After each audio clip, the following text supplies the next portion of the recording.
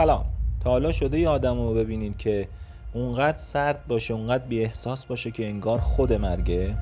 یه قاتل که واسه کشتن آدما نه دلرحمی داره نه خشم، فقط یه سکه میندازه هوا و میگه ببین چی در میاد. امروز میخوایم بریم سراغ یه فیلم عجیب، یه شخصیت عجیب تر، آنتون چیگور از فیلم نو کانتری فور اولد من. اگه فکر میکنی که این فقط یه فیلم جنایی، اشتباه کردی. تو این ویدیو میخوام باهاتون قدم به قدم بریم ببینیم چیگور کیه، چرا اینقدر ترسناکه و اصلا چی میخواد بگه به ما. پس اگه دنبال یه تحلیل موشکافانه با یه نگاه متفاوت به فیلم کلاسیک هستی، تا آخر ویدیو با من باش. خب بریم اول راجع به فیلم یه سری اطلاعات بهتون بدم. این فیلم سال 2007 ساخته شده. IMDbش 8.2، راتن تومیتوز 93% و لتر باکسش 4.3. کارگردان این فیلم برادران کوئن هستن.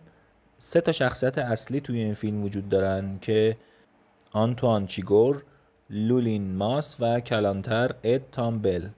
این فیلم اقتباسی از نویسنده معروف آمریکایی کورمک مککارتیه. خب بریم دونه دونه 3 تا کاراکتر رو معرفی کنیم. من توی این اپیزود میخوام در مورد چیگور بیشتر صحبت کنم، پس به صورت خلاصه از این قسمت رد میشیم و وارد ماجرای اصلی فیلممون میشیم. آنتون چیگور با بازی خیره کننده خاویار باردم یکی از تأثیرگذارترین و ترسناکترین شخصیت‌های تاریخ سینماست.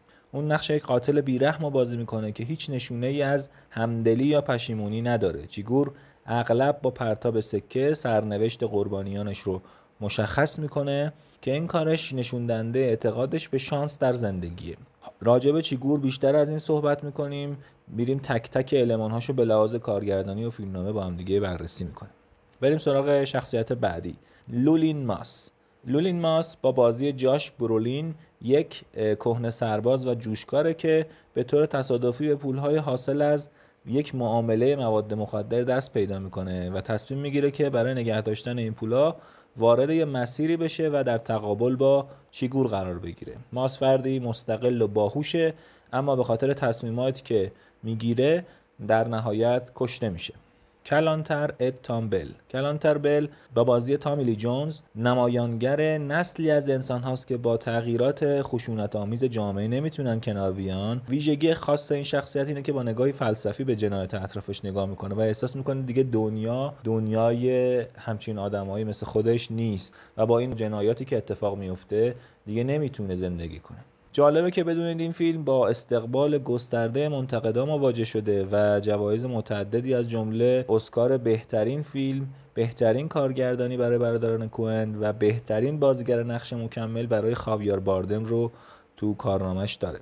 این فیلم به خاطر روایت منسجم بازی‌های برجسته و پرداخت دقیق به شخصیت‌ها به عنوان یکی از بهترین آثار سینمایی دهه 2000 شناخته میشه. اما در مورد پایان فیلم، اگه شما هم مثل من متوجه نشدید دقیقاً چه اتفاقاتی افتاد در انتهای فیلم، باید بگم که با توجه به نوع کارگردانی برادران کوئن این هم طبیعی. اگه به فیلم‌های دیگر برادران کوئن دقت کرده باشین میبینید که اون چیزی که به صورت کلاسیک بیننده انتظار داره رو ازش دریغ میکنه و باعث میشه یک فضای تماتیک و فلسفی به وجود بیاره. الان ما توی این سکانس انتظار داشتیم که ماس با چیگور درگیر بشن و حالا در انتها ببینیم که ماس کشته میشه، اما ما کل این صحنه رو از دست دادیم و کشته شدن ماس رو میبینیم که اتفاقاً به نظر میاد توسط چیگور هم انجام نشده.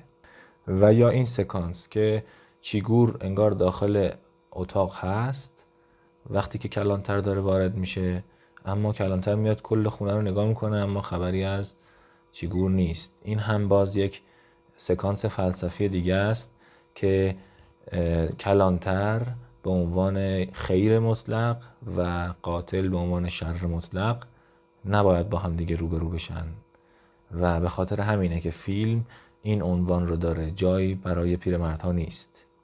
یعنی اینکه دیگه دوران این کلانترها گذشته و جرم و جنایت به یک لول پیشرفته تر و متفاوت تری وارد شده.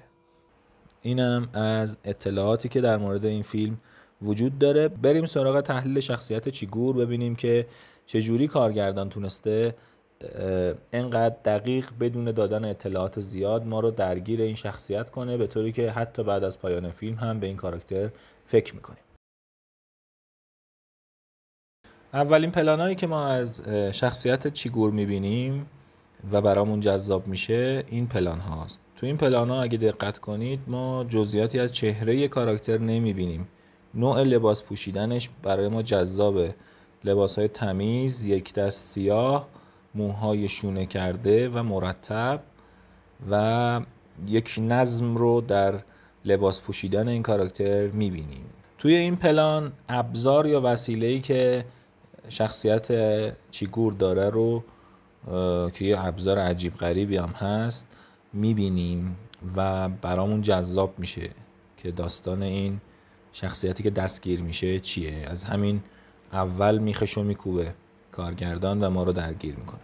توی این پلانا ما برای اولین بار قاتل رو به صورت خیلی مخدوش میبینیم، هم تصویر فولوه هم پشت یک حفاظ قرار گرفته، به خاطر همین اطلاعات دقیقی ازش نداریم. اما با مدل دستگیری و این ابزار عجیب غریب این کاراکتر به نظر میاد که کارگردان میخواد به ما بگه که این یک فرد مهمه، چون هم چهرش رو به ما نشون نمیده، هم برای ما ایجاد کنجکاوی میکنه و خب این مسئله باعث میشه که برای ما جذابیت بیشتری پیدا کنه. با همین یک پلان به ما نشون میده که این شخصیت چجوری دستگیر شده، کنار جاده دستگیر شده توسط یه پلیس. نیاز نیست اطلاعاتی قبل‌تر از این بده، با همین یه پلان و همین عمق فولو میتونه این کار برای ما بکنه. خب ما اینجا باز هم کاراکتر چیگور رو به صورت فولو میبینیم. این که به ما درست نشونش نمیده برای ما جذابه.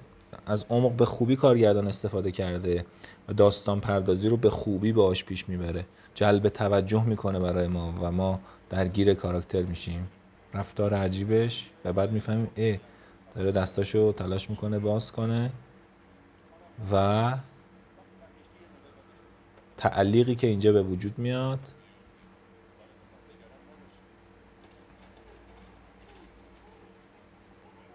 و برای اولین بار ما میخوایم چهره کاراکتر رو ببینیم. تا اینجا هیچ تصویر مشخص و واضحی از شخصیت اصلی ندیدیم و اینجا ما چهره چیگور رو برای اولین بار میبینیم.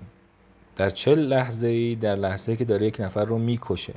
پس یک قاتل بالفطره است و این رو به خوبی شخصیت پردازی میکنه برای ما. این کاراکتر منظمه، تا اینجا فهمیدیم خیلی ساکته و برای کاراش نیاز به توضیح نداره، اجرا میکنه فقط.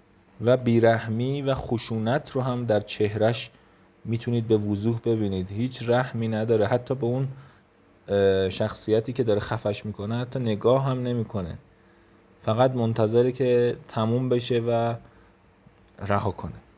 نوع تصویربرداری و قاب‌بندی هم داره روی این مسئله تأکید بیشتری میکنه و به اون میگه که شخصیتی که ما باید دنبالش کنیم این شخصیته. این قاتل ما الان یه نفر رو کشته تو اداره پلیس، چیکار اومده بکنه؟ دستاشو میشوره. این یه شخصیت پردازیه دیگه. تمیز بودن برای این کاراکتر مهمه، جایی که بعدن هم باز دوباره میبینیم که وقتی به پاش تیراندازی میشه اونجا هم همین کارو داره میکنه و این کارهایی که به نظر عادی نمیاد اتفاقا داره شخصیت پردازی میکنه. پس خیلی مهمه تو شخصیت پردازیامون به این نکات ریز و ظریف دقت کنیم. الان شما یه قتلی انجام بدی هیچ وقت نمیای دستاتو توی کلانتری بشوری قشنگ بعد بری از کلانتری، ولی این قاتل ما این کارو میکنه. این داره تأکید میکنه روی تمیز بودن قاتل. ابزارش رو هم که یه ابزار ویژه است بر میداره و میزنه به دل جاده و ما میفهمیم که این قاتل ما هیچ حد و مرزی نداره، پلیس رو هم میکشه و میتونه هر کاری بکنه دیگه. وقتی که نماد عدالت یک جامعه رو میکشی یعنی اینکه تو دیگه هیچ حد و مرزی برات وجود نداره و هر کاری میتونی بکنی. وقتی ابتدای فیلم این اتفاق میفته که دیگه خیلی بیشتر از این داری تاکید میکنی. یکی دیگه از ویژگی های جالب این شخصیت قاتل نوع رفتارشه. حرفاشو تکرار میکنه، براش مهم نیست که برای بقیه توضیح بده. با نوع رفتار روانگونش آدمها رو میترسونه و کاری که دلش میخواد انجام میده بدون نیاز به اسلحه. فقط با یک کپسول اکسیژن آدم میکشه و اینجا به ما نشون میده که چه جوری از این ابزار استفاده میکنه به همین راحتی و مسخرگی. ما در تگزاس هستیم و بعد از یه سری ماجراهایی که از سر گذروندیم دوباره برگشتیم سراغ شخصیت قاتل فیلم. جالبه اینجا اگه این شخصیت بقال کنجکاوی نمی‌کرد، سوال نمی‌پرسید، اصلاً وارد این مخمسه نمی‌شد و برای اولین بار هم نشون میده که منش قاتل چیه. سکه بندازیم و ببینیم باید زنده بمونی یا بمیری. ما اینجا خیلی جدیش نمیگیریم قاتل رو. خب ما تازه اینجا میفهمیم که اصلا این قاتل برای چی اومده تگزاس و میبینیمش برای پیدا کردن پولها اومده، بدون هیچ احساس و رحمی اینا رو میکشه. اصلا انتظارشو نداشتن که همچین اتفاقی براشون بیفته. حتی خودش هم خم به ابروش نمیاره. نگاه کن روش استفاده از کپسول، ببینین گازشو باز میکنه، در میزنه که مطمئن بشه اگه کسی هست بیاد جلوی در وایسته و نحوه استفادهش هم آدم میتونه با این بکشه، زخم میکنه و هم بدون صدا در رو باز کنه. این کاریه که چند دفعه دیگه هم انجام میده. شما وارد یه خونه شدین، احتمالاً وقتی میبینید نمیتونید کاری کنین از خونه میرین دیگه، ولی این میره میشینه شیر میخوره. در این حد بی احساس و بدون دلهره و نگرانی نسبت به اطرافش. یکی از ویژگی هایی که شما باید تو شخصیت پردازی رعایت بکنین اینه که یه قاعده و قانونی که برای شخصیتتون میذارید اون رو باید به تمامه رعایت کنید تو همه وجوه شخصیتیش. این حتی در حالت راه رفتنش هم این رو رعایت میکنه. خشونت و بیرحمی حتی تو حرف زدنش هم وجود داره. این خانومه رو میخواد بخوره، بهش فرصت نمیده، یعنی این خانومه بهش اجازه نمیده که اون رو هم تهدید به مرگ کنه، وگرنه حتما این کارو میکرد. 3 دفعه سوالش رو تکرار میکنه و زن 3 دفعه جواب تکراری میده و نمیتونه به خواستش برسه و میره. و بالاخره بعد از کلی گشت زدن از شب تا صبح به محدوده میرسه که ردیاب پولا اونجاست. شاید براتون سوال باشه چرا کاراکتر ما به جای اینکه بره سراغ اتاق 138 از همون ابتدا اومد توی اتاق 130 و بعد رفت تو اتاق 138. خیلی هوشمندی و باهوشی این کاراکتر رو نشون میده و در واقع طراحیه که کارگردان براش کرده یا فیلمنامه‌نویس براش کرده. اول از همه برای این میاد سراغ این اتاق که یه اتاقی عین اتاق 138 تا نقشه اون رو بررسی کنه. ببینید میفهمه یه اتاق اینجا هست، یه حموم این شکلی، یه فضای این چینی اینجا هست که یه دیوار نازک داره که بعداً اگه بخواد بهش شلیک کنه میتونه ازش استفاده کنه. کفشاش هم در میاره تا صدای تولید نکنه و بتونه به راحتی و در تمیزترین شکل ممکن کاری که مد نظرش هست رو انجام بده. با سلاح دوم شخصیتمون آشنا میشیم. یکی از چیزهایی که باعث میشه شخصیت پردازی شما آیکونیک بشه استفاده از ابزار و وسایل ثابت برای شخصیت ها. این کاراکتر لباس تماما مشکی میپوشه، از یک کپسول اکسیژن استفاده میکنه و از یک تفنگ ابداعی توسط خودش. از دیگر ویژگی‌هاش اینه که آدم منظمیه، تمیزه، دوست داره کارا رو تمیز انجام بده و با هوشمندی و دقت انجام میده کاراشو. و یک نکته جالب دیگه‌ای که داره، به شدت آدم بیرحمیه و هیچ رحم و مروتی تو چهرش پیدا نمی‌کنین.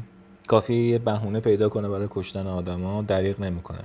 به شانس هم اعتقاد داره. این ویژگی‌ها کنار هم دیگه جمع شده و شخصیت چیگور رو ساخته. اسلحه‌ای که چیگور ازش استفاده میکنه یک اسلحه کشتار دامه، یعنی برای کشتن حیوونا ازش استفاده میشه.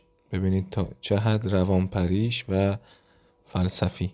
برای اینکه خونی نشه پرده رو میکشه و پشت پرده شلیک میکنه که این خون ها نپاشه رو لباسش.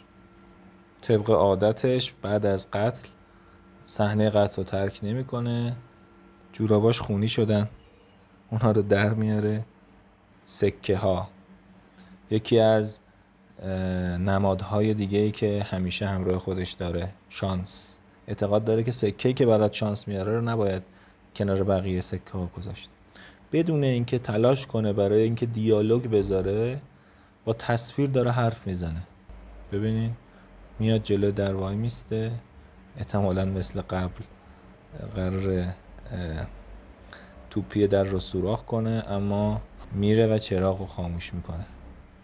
استفاده از رفتارهای نمادین، استفاده از کلیشه هایی که برای شخصیت میسازیم میتونه سریع مخاطب رو برسونه سراغ اون مفهوم یا هدفی که مد نظرمونه، بدون اینکه نیاز باشه براش خیلی توضیح بدیم.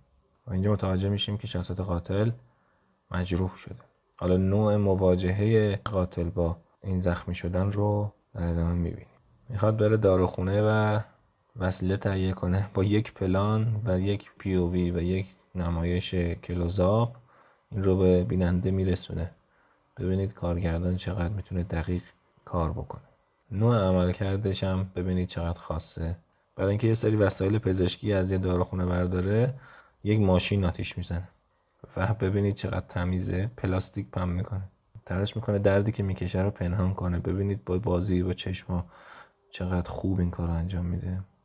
ما یه کاراکتر دیگه هم داریم که وقتی مجروح میشه زخماشو میبنده، ولی این یه جور دیگه است، یه کار دیگه میکنه. براش مهمه بدنش، میشوره، نمیدونم رفته تجهیزات بتادین و کلی وسیله خریده تا درست و حسابی مداوا کنه خودش. این نوع متفاوت شخصیت پردازیش. مهارتشو در کار پزشکی نگاه کنین.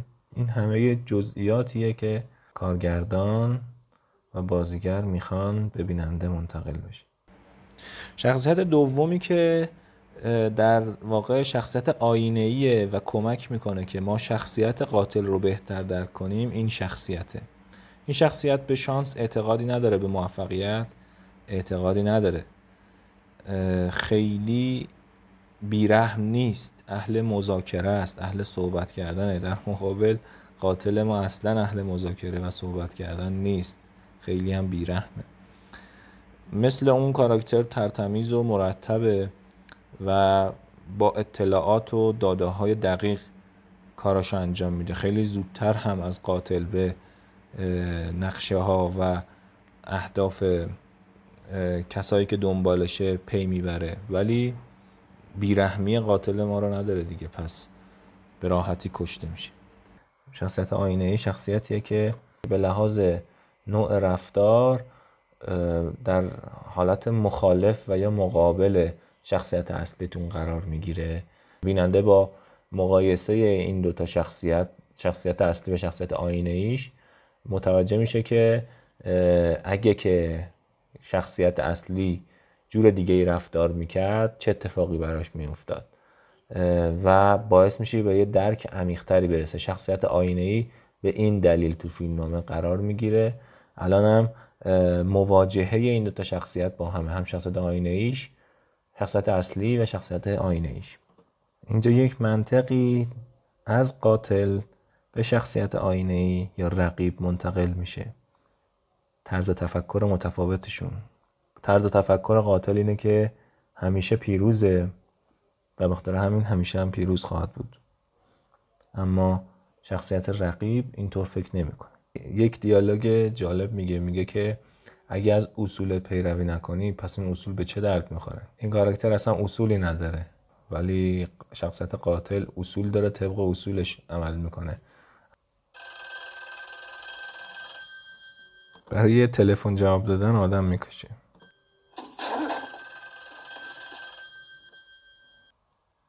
یک جزئیات جدید به کاراکتر قاتل اضافه میشه و اشک در چشماشه و این باعث یه حس عجیب و غریب میشه تو بیننده. این کاراکتره که بدون احساسه، بدون هیچ حسیه، چجوری میشه چشاش اشک میاد؟ دلیل این اشک میدونین چیه؟ به نظر من دلیل این اشک اینه که اولین بار تو زندگی حرفه‌ایش یه نفر باعث شده که احساس ضعف کنه. الان هم داره با همون صحبت میکنه و داره تهدیدش میکنه، از اصولش کشیده پایین، داره مذاکره میکنه در واقع. قبلا این کارو نمیکرد. دیگه کارگردان نیاز نمیبینه که نشون بده این کاراکتر کیه، چون بیننده به خوبی میدونه کیه. انتقام میگیره تا دیگه کسی تو کارش دخالت نکنه. خب همینطور که میبینید با دقت و ظرافت کارگردان سعی میکنه جزئیات شخصیت رو برای بیننده افشا بکنه. همه هم یه دفعه به شما نمیده، تو هر سکانس یه ویژگی رو برملا میکنه و برای شما یک شخصیتی رو میسازه که تا مدت‌ها بهش فکر میکنید و درگیرش میشید. خب این یکی از انتخاب‌های کارگردانه و در واقع این تصمیم رو گرفته. یه نکته‌ای که هست فقط در مورد شخصیت پردازی اینه که شما اگه شخصیتتون رو جوری طراحی کنید که مثل بقیه آدم‌ها فکر کنه، مثل بقیه آدم‌ها عمل کنه، عملا شخصیت خلق نکردین، یک تیپ خلق کردین. فرق یک قاتل معمولی با این قاتل سر همین جزئیاتشه، سر همین تفاوت‌هاشه، وگرنه نه جذاب بود نه دیدنی. وقتی که شما شخصیت رو در این اشل و این شکلی طراحی میکنید، اون وقتی که این موقعیت هایی هم که خلق میکنید جذاب میشه و داستان حیرت انگیز به وجود میاد. پس سعی کنیم تو شخصیت پردازی هامون، تو فیلمنامه نویسی و کارگردانی دقت بکنیم تا خروجی هایی بگیریم که بیننده رو شوکه بکنه. ممنون از اینکه همراه من بودید. تا پست بعدی شما رو به خدا میسپارم. خدا نگهدار.